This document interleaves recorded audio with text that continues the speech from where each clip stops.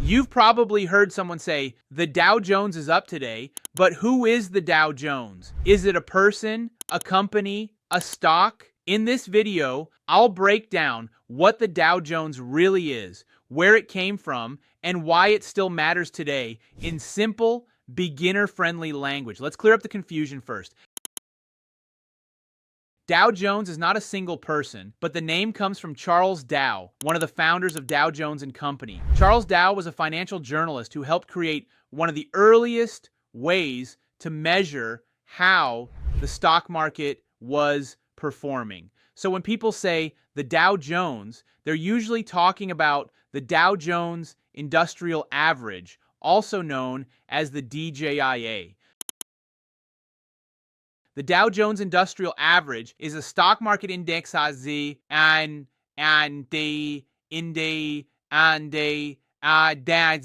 made up of 30 large, well-known U.S. companies. These are companies considered leaders in their industries, names like Apple, Microsoft, Coca-Cola, McDonald's, and Boeing. The idea behind the Dow is simple. If these major companies are doing well, it's a good sign for the overall economy. Unlike the S&P 500 or Nasdaq, the Dow only tracks 30 stocks, but they are some of the most influential companies in the world. Here's an important difference most beginners don't know. The Dow is price weighted, not market cap weighted. That means stocks with higher share prices have more influence on the index, even if the company itself isn't larger than others. Because of this, a big move in one high-priced stock can move the Dow significantly. This is one reason some traders prefer the S&P 500 or Nasdaq for analysis, but the Dow is still widely watched.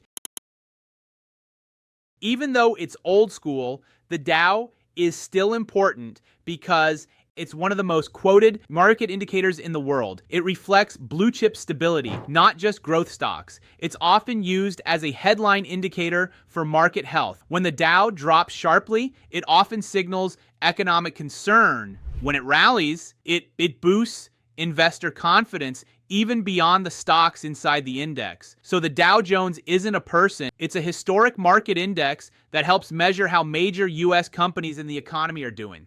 Understanding it gives you better context for market news and trading decisions. Drop a comment below. Do you